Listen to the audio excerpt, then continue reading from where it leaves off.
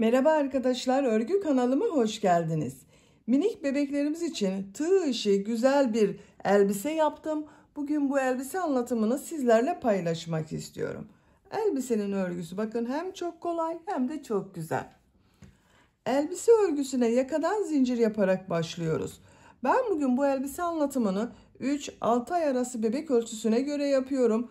Siz bu elbiseyi yeni doğan bebek için yapabilirsiniz. 1, 2, 3, 4, 5 yaş, her yaş kız çocuklarınız için yaparak kullanabilirsiniz.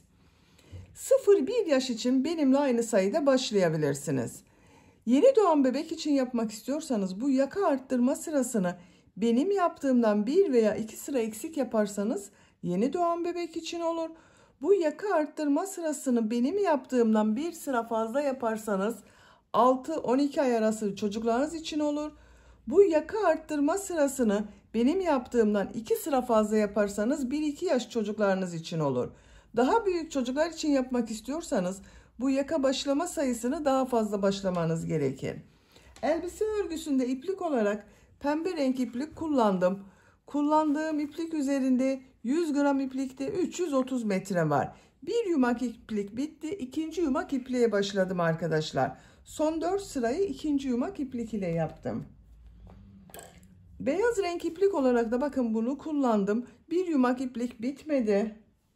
Kullandığım iplik üzerinde 100 gram iplikte 340 metre var. Tığ olarak 5 numara 3 milimetre tığ kullandım. Benim elim çok sıkı değil. Yaptığım örgüler yumuşak oluyor. Bakın yumuşak bir örgü elde ettim. Sizin eliniz sıkıysa 3,5-4 milimetre tığları kullanırsanız çok güzel olur. Ben bugün bu renk iplikler ile yaptım. Siz tercihinize göre her marka bebek iplik ve renklerini kullanarak bu elbise örgüsünü yapabilirsiniz. Arkadan düğmeli yaptım. Bakın giydirip çıkarması kolay.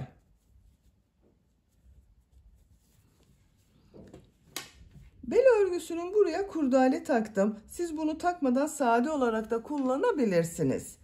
İpliği tığ hazırlayalım. Hep birlikte bu güzel elbise örgüsüne başlayalım. Örgü kanalıma abone değilseniz abone olmayı unutmayın lütfen. Örgü kanalıma abone olmak ücretsiz. Örgü kanalıma ücretsiz abone olup orada bulunan zil şeklini dokunarak açık yaparsanız kanalıma video yüklediğim zaman ilk önce size bildirim gelir. Örgülerimden herkesten önce sizin haberiniz olur. İzlediğiniz videolarıma beğeni ve yorumlarınızı yaparsanız çok sevinirim arkadaşlar. Videolarıma beğeni yaptığınızda yanında Hype Gönder bölümü görünecektir. Hype Gönder'e tıklayıp puan gönderirseniz de ayrıca çok sevinirim. Sizlerden gelen bu puanlar örgü kanalımın devamlılığı için çok önemli. Şimdiden hepinize çok teşekkür ederim. Kolay gelsin, iyi çalışmalar.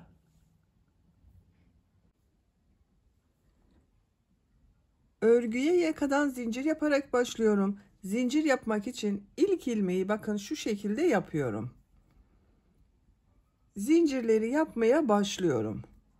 Çok sıkı zincirler yapmayalım arkadaşlar. 80 zincir yapıyorum. 80 zincir yaptım. Bakın bu şekilde çok sıkı olmayan zincirler yaptım. 3 zincir dönüş için yapıyorum. 1 2 3. Tığ üzerine iplik alıyorum. 3 ilmek atlıyorum. 1 2 3. 4. ilmek içine trabzan yapıyorum. Bu 3 ilmek atladığımda bir trabzan arkadaşlar. 11 trabzan yapıyorum. Bakın bu zincirle birlikte 2 trabzan oldu. 11 trabzan yapıyorum. 3 4 5 6 7 8 9 10 11 11 trabzan yaptım. 2 zincir yapıyorum. Tığ üzerine iplik alıyorum.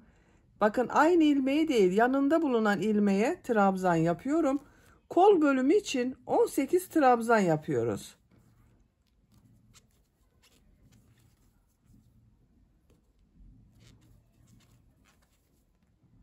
Bakın 3 trabzanı yaptım. 18 trabzanı tamamlayalım. Kol bölümü için 18 trabzan yaptım. 2 zincir yapıyorum. Tığ üzerine iplik alıyorum. Diğer ilmek içine trabzan yapıyorum. Diğer ilmekleri de trabzan yaparak devam ediyorum. 22 trabzan yapalım. 22 trabzanı yaptım. 2 zincir yapıyorum. Diğer kol bölümü için 18 trabzan yapıyorum. Bakın bu kolda 18 trabzan yaptım. Bu kol içinde 18 trabzan yapıyorum. Diğer ilmeğe trabzanı yapıyorum.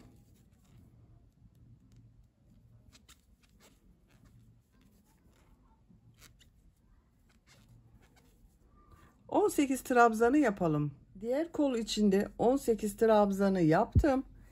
2 zincir yapıyorum. Tığ üzerine iplik alıyorum. İlk ilmek üzerine trabzan yapıyorum. Buraya da 11 trabzan yapıyorum arkadaşlar. Bakın buraya 11 trabzan yaptım. Burayı da 11 trabzan yapıyorum. 1 2 3 4 5 6 7 8 9 10 11 trabzan yaptım. Bakın arkadaşlar, bu sırada yaka ayrımlarını yaptım. Buralara 11 trabzan yaptım. Kol için 18 trabzan yaptım. Bunun ikisinin toplamı olan buraya da 22 trabzan yaptım. Daha büyük çocuk için yapacaksanız da buraları kaç trabzan yaptıysanız buraya yaptığımız trabzanı 2 katı yapacaksınız arkadaşlar. 12 trabzan yaptıysanız burayı 24 trabzan, kol bölümünde 20-22 trabzan yapabilirsiniz. Şimdi ikinci sıradayız. Bir zincir yapıyorum, örgüyü çeviriyorum. İlk ilmek üzerine trabzan yapıyorum. Diğer ilmekleri de trabzan yaparak devam ediyorum. Bu arttırma yapacağımız 2 zincire kadar devam edelim. Arttırma yapacağım yere kadar bakın trabzanları yaptım. 11 trabzan yaptım buraya arkadaşlar. Tığ üzerine iplik alıyorum. Bu arttırma yerine bir trabzan, 2 zincir, bir trabzan yapıyorum.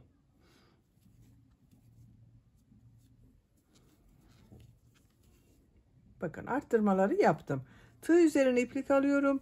Diğer ilmeklere trabzan yaparak devam ediyorum.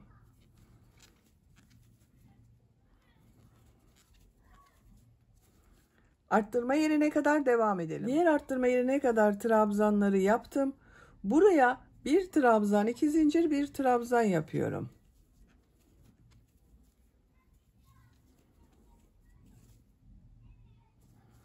Diğer ilmekler üzerine trabzan yaparak devam ediyorum.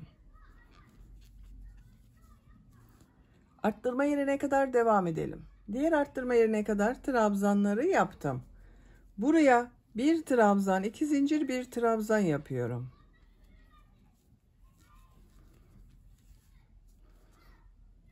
İlmekler üzerine trabzan yaparak devam ediyorum. Buraya kadar devam edelim. Arttırma yerine kadar trabzanları yaptım. Buraya bir trabzan, 2 zincir, bir trabzan yapıyorum.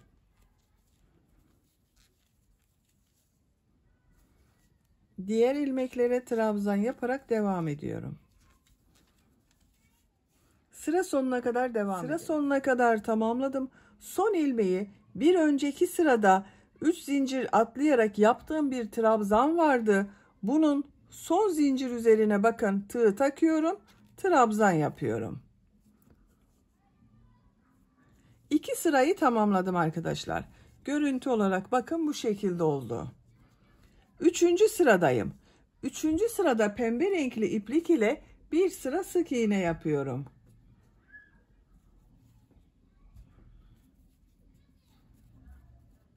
İlmek rengini pembe renkli yapıyorum.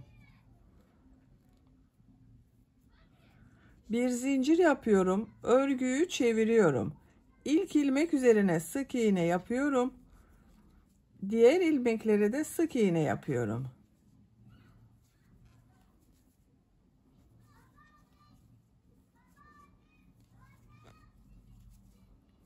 Arttırma yerine kadar devam edelim. Arttırma yerine kadar bakın sık iğneyi yaptım. Buraya bir sık iğne, 2 zincir, bir sık iğne yapıyorum arttırma yerine.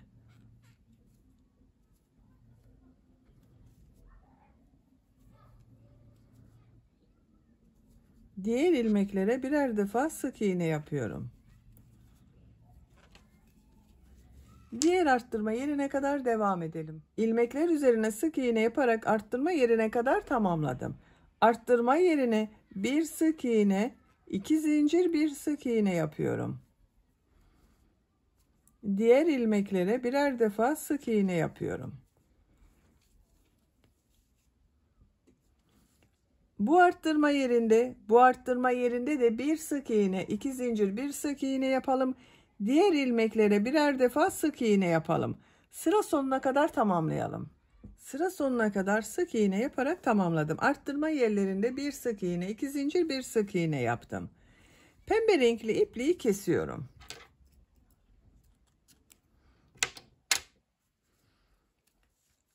Dördüncü sıradayım. Dördüncü sırada beyaz renkli iplik ile trabzan sırası yapıyorum. Bakın beyaz renkli ipliği burada bekletiyordum.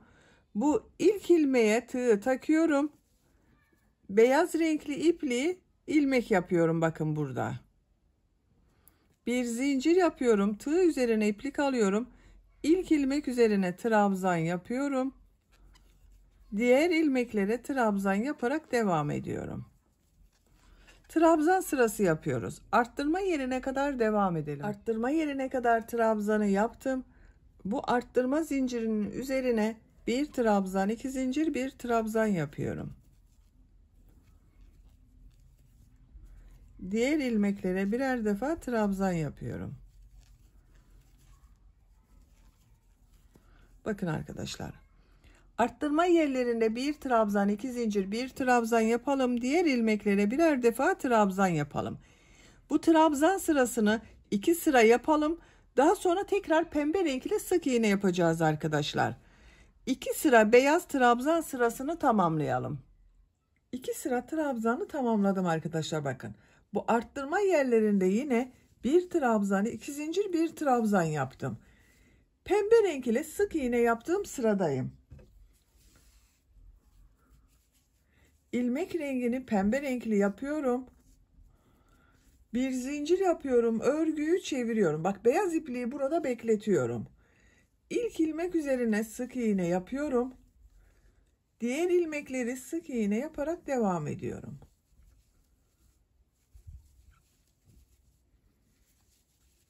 Arttırma yerine kadar devam edelim.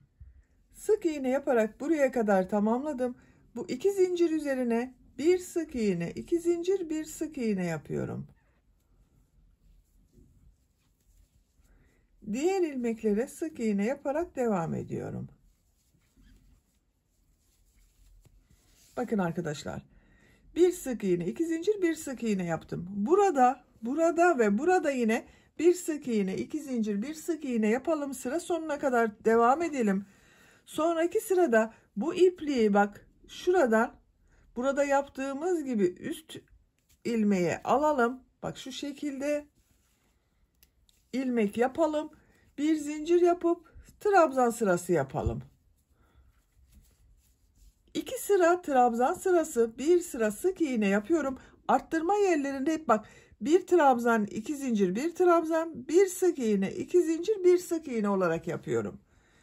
Yaka örgüsünü yapacak olduğunuz çocuğun büyüklüğüne göre arttırmalar yaparak tamamlayalım.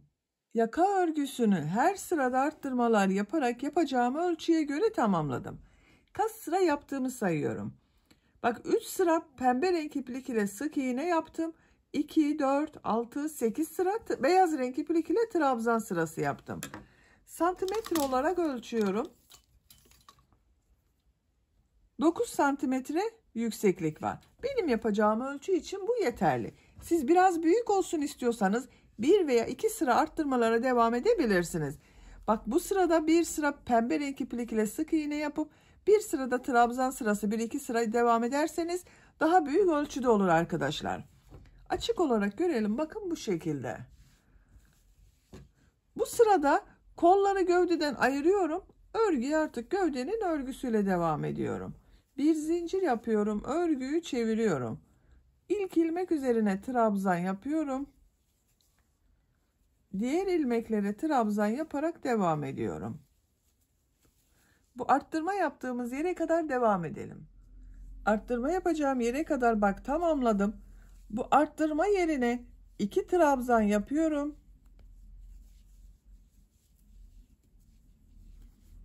Bir zincir yapıyorum. Kolda bulunan bütün ilmekleri atlıyorum. Bu arttırma yerine 2 trabzan yapıyorum.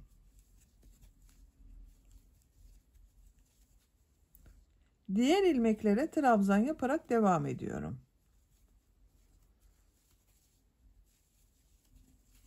Bak, bir zincir ile ön ve arka bölümü burada birleştirdik arkadaşlar. Kol altının görüntüsü böyle. Buraya kadar devam edelim. Arttırma yapacağım yere kadar bak trabzanları tamamladım. Bu arttırma yerine yine 2 trabzan yapıyorum.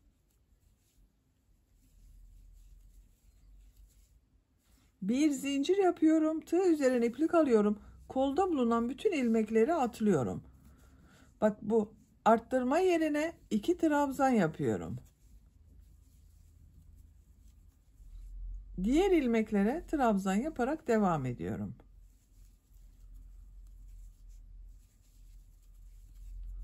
Bak kol altının görüntüsü böyle arkadaşlar. Sıra sonuna kadar devam edelim. Sıra sonuna kadar tamamladım. Bu sırada kol bölümlerini gövde bölümünden ayırdık. Bak ön ve arka bölümü kol altında birleştirdik arkadaşlar. Bu sıra sonunda bulunan ilmek ile ilk ilmeği de birleştirerek artık örgüye tek parça şeklinde devam ediyorum. Bak ilk başta bulunan bu ilmeğe tığ takıyorum. İplik aldım. İlmek içinden çektim. Tığ üzerinde bulunan ilmekten de çektim arkadaşlar. Bakın burayı birleştirdim. Artık örgü tek parça olacak. Trabzan sırasının şeklinin değişmemesi için yine örgüyü değiştiriyorum. Bakın yuvarlak oldu ama 2 zincir yapıyorum. Örgüyü çeviriyorum. Yine trabzan sırası yapıyorum. İlk ilmek üzerine trabzan yapıyorum. Diğer ilmeklere de trabzan yaparak devam ediyorum.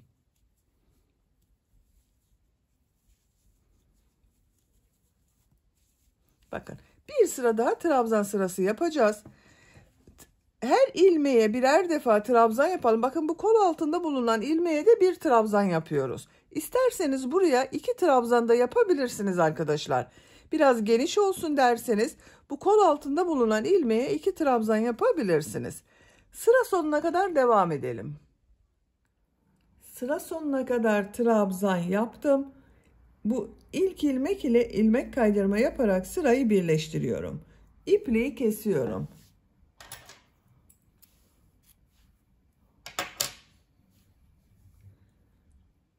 İlmek içinden çekiyorum. Bakın arkadaşlar trabzan sırasını bitirdim. Kol altında ben bir trabzan yaptım. Dediğim gibi siz 2 trabzan yapabilirsiniz. Şimdi elbisenin model bölümlerini yerleştiriyoruz.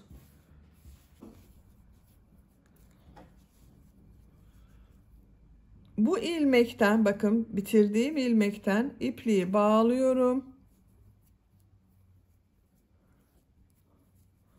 Buradan bir ilmek yapıyorum. Bir zincir yapıyorum. Aynı ilmeğe sık iğne yapıyorum. Bir zincir yapıyorum. Bir ilmek atlıyorum. İkinci ilmeğe 6 trabzan yapıyorum. Aynı ilmek içine 6 trabzan yapıyorum.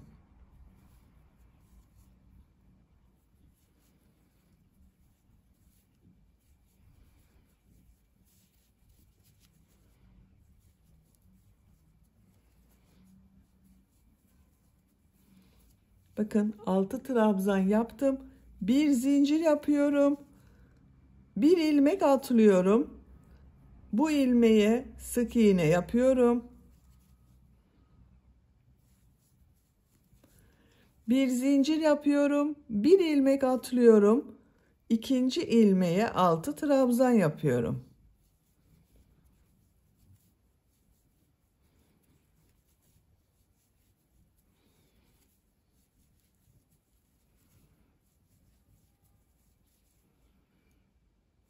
Bir zincir yapıyorum. Bir ilmek atlıyorum. İkinci ilmeğe sık iğne yapıyorum. Bir zincir yapıyorum. Bir ilmek atlıyorum. İkinci ilmeğe 6 trabzan yapıyorum.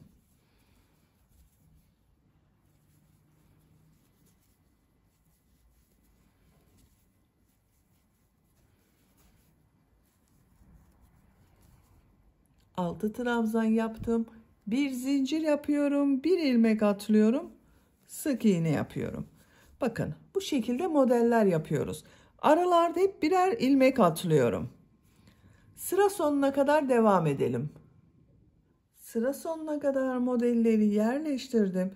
Bir zincir yapıyorum. Bu ilmek ile ilmek kaydırma yaparak sırayı birleştiriyorum. Bakın arkadaşlar, bu ilk sırada model yerleştirmesini tamamladım.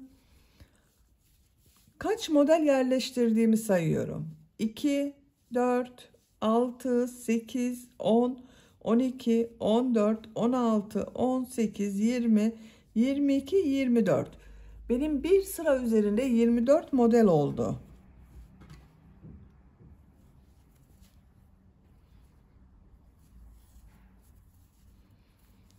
Bir zincir yapıyorum, örgüyü çeviriyorum. Bu sırada bu yaptığım 6 trabzanın ilk 3 trabzanı boşluktan alıp trabzan yapıyorum. 2 zincir yapıyorum. Diğer 3 trabzanı boşluktan alıp trabzan yapıyorum. Bu ilk trabzana ilmek kaydırma yaparak geçiş yapıyorum.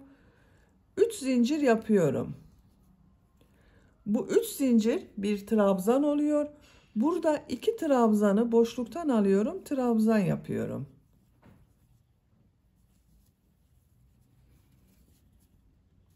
İki zincir yapıyorum. Burada 3 trabzan var. Bunları boşluktan alıyorum, trabzan yapıyorum.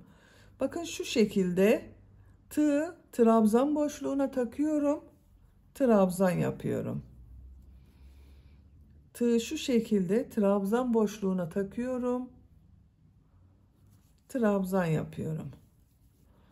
Bakın burada kabarık görüntü elde ediyoruz arkadaşlar, boşluktan alarak yaptığımız için. Tığ üzerine iplik alıyorum.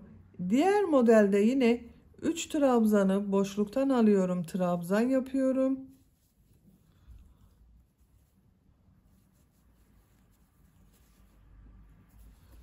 İki zincir yapıyorum. 3 trabzanı boşluktan alıyorum, trabzan yapıyorum.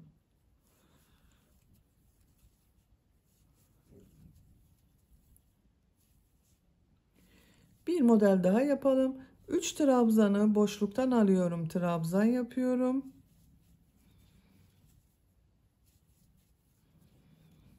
İki zincir yapıyorum. 3 trabzanı boşluktan alıyorum, trabzan yapıyorum.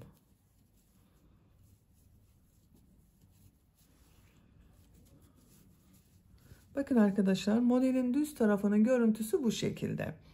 Sıra sonuna kadar devam edelim. Sıra sonuna kadar modelleri tamamladım. Sıra başında yaptığım, bakın bu 3 zincirin 3. zincire tığ takıyorum. İlmek kaydırma yaparak sırayı birleştiriyorum. Bakın arkadaşlar, bir modeli bu şekilde tamamlamış oldum. Bir zincir yapıyorum. Örgüyü çeviriyorum. Bu ilk boşluğa bir sık iğne yapıyorum. Bir zincir yapıyorum. Model ortasına 6 trabzan yapıyorum.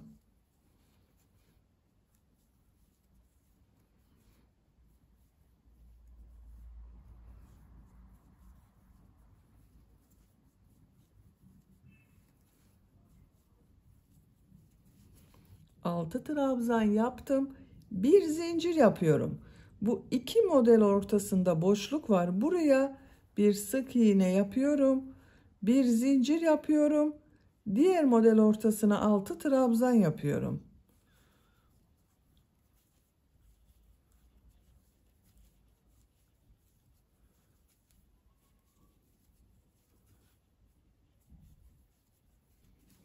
6 trabzan yaptım. Bir zincir yapıyorum.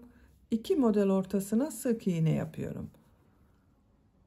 Sıra sonuna kadar devam edelim. Modelleri sıra sonuna kadar tamamladım. Son model ortasına da bakın 6 trabzan yaptım. Bir zincir yapıyorum. İlk yaptığım bu sık iğne ile ilmek kaydırma yaparak sırayı birleştiriyorum. Bakın arkadaşlar, model görüntüsü bu şekilde. Bir zincir yapıyorum. Örgüyü çeviriyorum. Bu modelde ilk trabzana ilmek kaydırma yaparak geçiş yapıyorum. 3 zincir yapıyorum. Bu 3 zincirde bir trabzan oluyor. 2 trabzanı boşluktan alıyorum. Trabzan yapıyorum. 2 zincir yapıyorum. Burada 3 trabzan var. 3 trabzanı boşluktan alıyorum. Trabzan yapıyorum.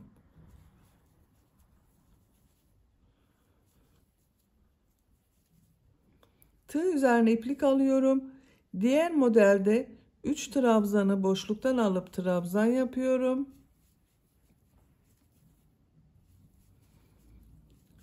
İki zincir yapıyorum.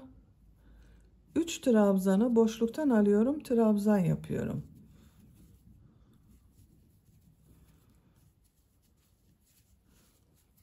Bakın bu şekilde.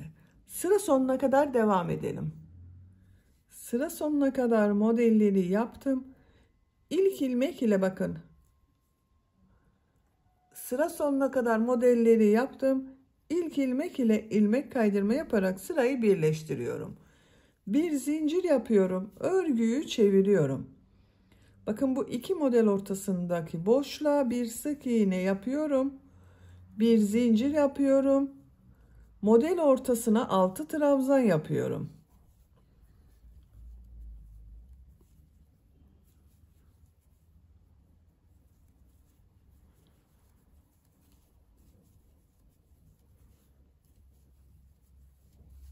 Altı trabzan yaptım. Bir zincir yapıyorum. 2 model ortasına sık iğne yapıyorum. Bir zincir yapıyorum. Diğer model ortasına 6 trabzan yapıyorum.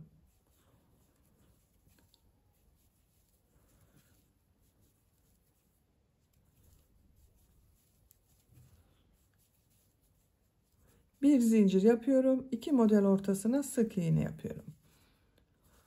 Sıra sonuna kadar devam edelim. İlmek kaydırma yapalım. Birleştirelim. Bir sonraki sırada bu boşluktan alarak yaptığımız trabzanları yapacağız. Bakın arkadaşlar. Elbise örgüsü bu şekilde devam edecek. Model bu iki sıranın tekrarından oluşuyor. Bir sırada bu sırada yaptığımız gibi model ortasına 6 trabzan yapıyoruz. İkinci sırada 3 trabzanı boşluktan alıp trabzan yapıyoruz. 2 zincir yapıyoruz.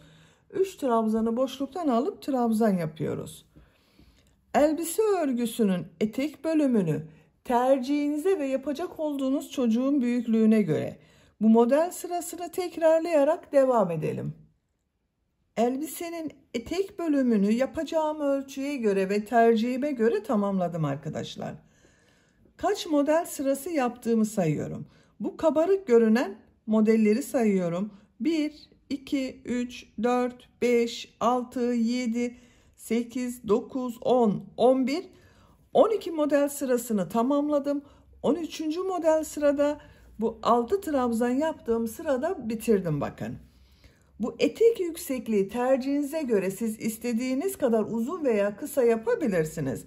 Benim tercihime göre bu yükseklik yeterli. Santimetre olarak ölçüyorum. Fikriniz olsun. Bakın buradan modelli bölümü ölçüyorum. 21 santimetre. Siz bunu 22-23 santimetre yapabilirsiniz. Model sırasını birkaç sıra daha devam edebilirsiniz. Etek örgüsünde son sırayı yapıyorum. Bakın elbisenin görüntüsü bu şekilde oldu. Çok güzel oluyor.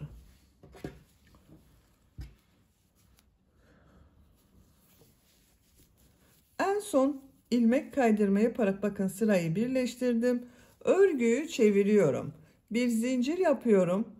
Bu boşluğa bir sık iğne yapıyorum. Bir zincir yapıyorum. Bu model ortasına Son sırada 7 trabzan yapıyorum.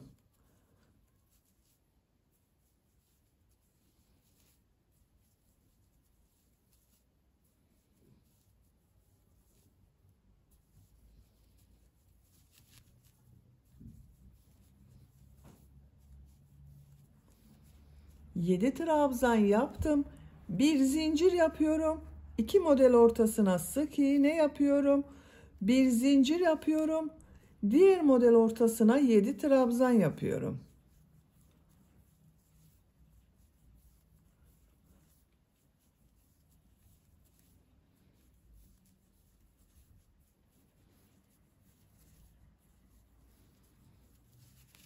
Yedi trabzan yaptım. Bir zincir yapıyorum. 2 model ortasına sık iğne yapıyorum. Bakın bu şekilde modeller elde ediyoruz. Sıra sonuna kadar devam edelim. Modelleri sıra sonuna kadar yaptım. Bir zincir yapıyorum. İlk yaptığım bu ilmek ile ilmek kaydırma yaparak sırayı bitiriyorum. İpliği kesiyorum. Ben ipliği kestim. İlmek içinden çektim. Bakın etek ucunun görüntüsü bu şekilde oldu.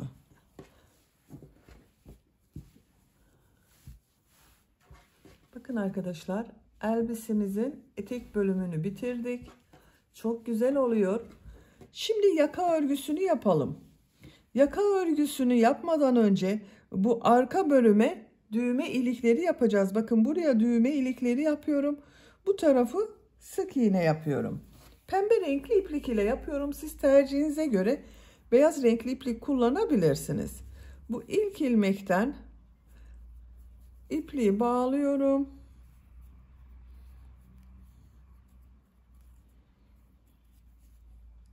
Buradan bir ilmek yapıyorum. Bu trabzan sırasına sık iğne yapıyorum. Sık iğne yapıyorum bakın. Ne çok sıkı ne çok aralıklı olsun arkadaşlar. Bu trabzan sırasına bakın. Bir sık iğne yaptım. Buraya bir sık iğne yapıyorum. Sık iğne yapıyorum. Sık iğne yapıyorum. Şu şekilde bakın sık iğneler yapıyorum. Buraya kadar devam edelim. Buraya kadar sık iğne olarak tamamladım. Karşı tarafta da sık iğne yapacağız. Bu sık iğneleri yaparken bir yaka başlangıcına bir de bakın ortaya buraya birer tane düğme iliği yapmak istiyorum. Karşıda bakın bu trabzan sırasına bir sık iğne yapıyorum. İlmeklere sık iğne yapıyorum.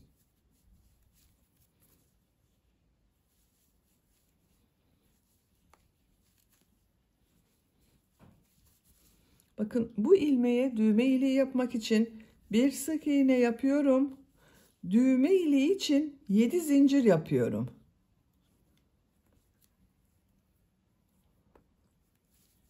Aynı ilmeğe sık iğne yapıyorum. Bu düğme iliğinde yaptığım zincir sayısı yapacak olduğunuz düğmenin büyüklüğüne göre daha küçük veya daha büyük olabilir arkadaşlar. 8 zincir yapabilirsiniz, 6 zincir yapabilirsiniz. Diğer ilmeklere sık iğne yaparak devam ediyorum.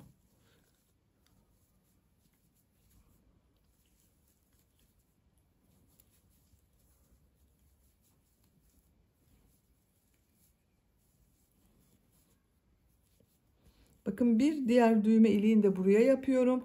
Düğme iliği için 7 zincir yapıyorum. Aynı ilmeğe sık iğne yapıyorum. Yaka başlangıcındaki ilmeğe bir sık iğne yapıyorum. Bakın 2 düğme iliği yaptık buraya. Şimdi yaka çevresinde minik pıtırcık modelleri yapıyorum. İkinci ilmeğe bir sık iğne, 2 zincir, bir sık iğne yapıyorum. Bir ilmek atlıyorum. Bir sık iğne, 2 zincir, bir sık iğne yapıyorum. Bir ilmek atlıyorum. İkinci ilmeğe bir sık iğne, 2 zincir, bir sık iğne yapıyorum. Bir ilmek atlıyorum. Bir sık iğne, 2 zincir, bir sık iğne yapıyorum. Sıra sonuna kadar devam edelim. Yaka çevresinde pıtırcık modelleri yaparak sıra sonuna kadar tamamladım. İlk yaptığım bakın bu ilmek ile ilmek kaydırma yaparak birleştiriyorum. İpliği kesiyorum. Ben ipliği kestim. İlmek içinden çekiyorum. Bakın arkadaşlar, yaka görüntüsü bu şekilde oldu. Çok güzel oldu. Düğmelerini de diktim ben arkadaşlar buraya. Bu düğme iliği yaptım. Bakın biritlerin tam karşısına düğme diktim.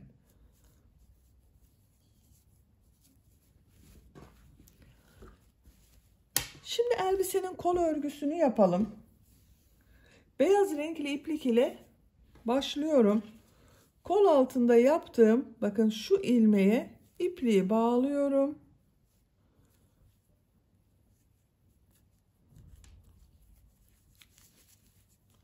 Bu ilmekten bir ilmek yapıyorum. Tığ üzerine iplik alıyorum. Bu arttırma yerine bir trabzan yapıyorum. Trabzan sırası yapıyorum.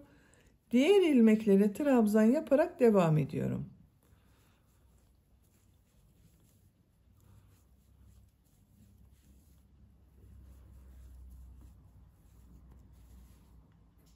Sıra sonuna kadar devam edelim.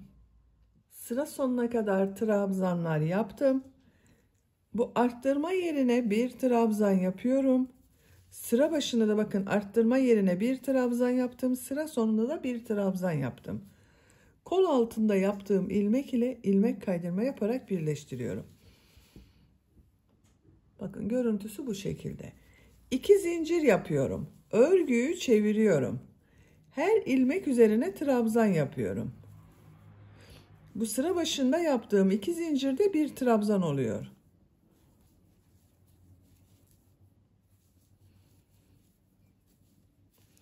Sıra sonuna kadar devam edelim. Sıra sonuna kadar tamamladım. 2 zincir yaptığım bu ilmek ile ilmek kaydırma yaparak birleştiriyorum. 2 zincir yapıyorum. Örgüyü çeviriyorum. Örgüyü çevirerek örüyorum arkadaşlar. Bu roba bölümünde yaptığım sıra ile farklı görünmesin diye örgüyü çevirerek örüyorum. Siz isterseniz yuvarlak devam edebilirsiniz. Yuvarlak devam ederseniz görüntü burasıyla kol arasında farklı olur. Ben onun için çevirerek örüyorum. Her ilmek üzerine trabzan yapıyorum.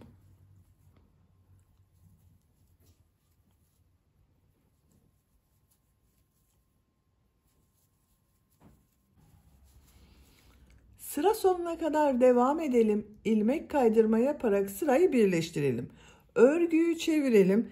Kol örgüsüne devam edelim arkadaşlar. Kol örgüsü trabzan sırasıyla devam edecek. Kolun örgüsünü tamamlayalım. Kol örgüsünü yapacak olduğum çocuğun büyüklüğüne göre tamamladım. Kaç sıra yaptığımı sayıyorum. Bakın bu kol altından sonra 2, 4, 6, 8, 10, 12, 14 sıra trabzan sırası yaptım. Santimetre olarak ölçüyorum. 13 santimetre yükseklik var. Siz biraz uzun olsun istiyorsanız 1 veya 2 sıra devam edebilirsiniz. Diğer kol örgüsünde bakın ben tamamladım. Aynı sayıda yaptığım kol ucunda bileklik çalıştım. Bu bilekliğin aynısını şimdi bu kolda sizinle birlikte yapalım.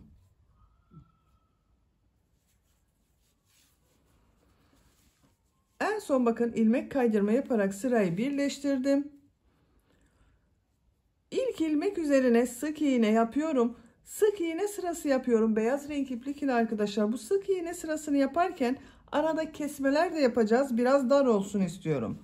Bakın diğer kol örgüsünü biraz dar yaptım. Bunu da aynı şekilde dar yapıyorum. Siz isterseniz hiç kesme yapmadan bu şekilde devam edebilirsiniz.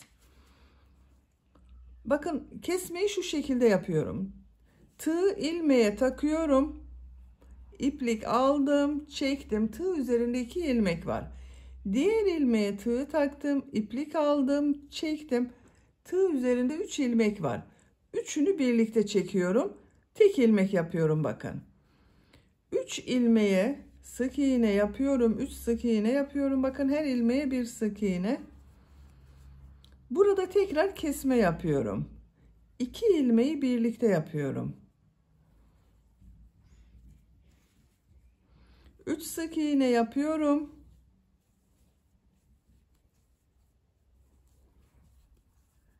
Kesme yapıyorum. 3 sık iğne yapıyorum.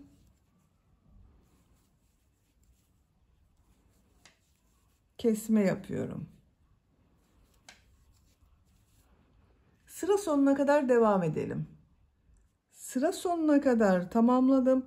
İlk ilmek ile ilmek kaydırma yaparak sırayı birleştiriyorum. İpliği kestim, içinden çekiyorum. Bakın, görüntüsü bu şekilde oldu. Biraz topladı arkadaşlar.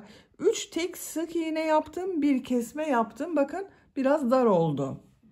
Şimdi pembe renk iplik ile sık iğne yapmaya devam ediyorum. İlk ilmekten pembe renk iplik ile ilmek yapıyorum. Sık iğne yapıyorum. Her ilmek üzerine bir sık iğne yapıyorum.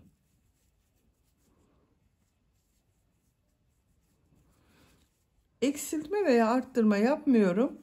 Her ilmek üzerine yapıyorum. Sıra sonuna kadar devam edelim. Sıra sonuna kadar sık iğne yaptım.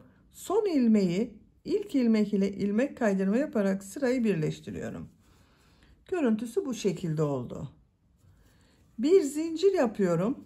Her ilmek üzerine bir sık iğne yapıyorum.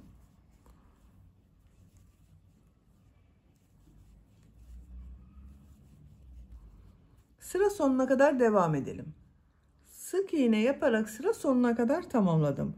İlk ilmek ile ilmek kaydırma yaparak sırayı birleştiriyorum. 2 sıra sık iğne oldu. Bir zincir yapıyorum. Yine her ilmek üzerine bir sık iğne yapıyorum. 3. sırayı yapıyorum. Sıra sonuna kadar devam edelim. Sıra sonuna kadar tamamladım. İlk ilmek ile ilmek kaydırma yaparak sırayı birleştiriyorum.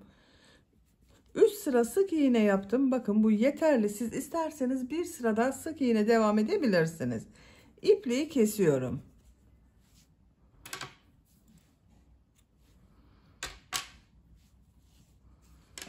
Elbisenin örgüsünü bitirdik. Bakın çok güzel oldu arkadaşlar.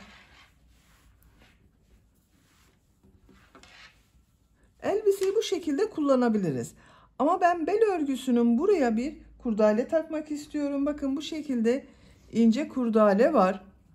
Bunu buraya takmak istiyorum. Siz isterseniz ip kordonlar takabilirsiniz veya hiçbir şey takmadan bu şekilde kullanabilirsiniz. Nasıl takıldığını da gösteriyorum. Bakın tam orta noktayı buluyorum. Şu şekilde tığ yardımıyla takıyorum.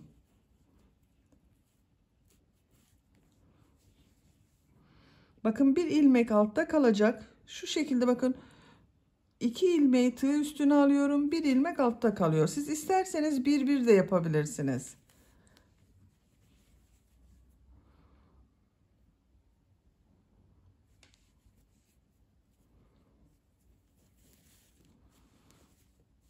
Sıra sonuna kadar devam edelim.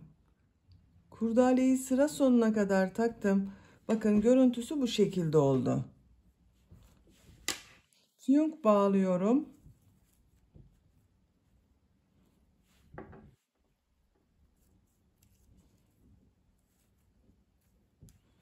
Bakın arkadaşlar çok güzel oldu. Elbisenin örgüsünü de bitirmiş oldum. Bitmiş olarak size ölçülerini söylüyorum. Kol altının burada gövde genişliğini ölçüyorum. 22 santimetre. Kol altından etek yüksekliğini ölçüyorum. 23 santimetre.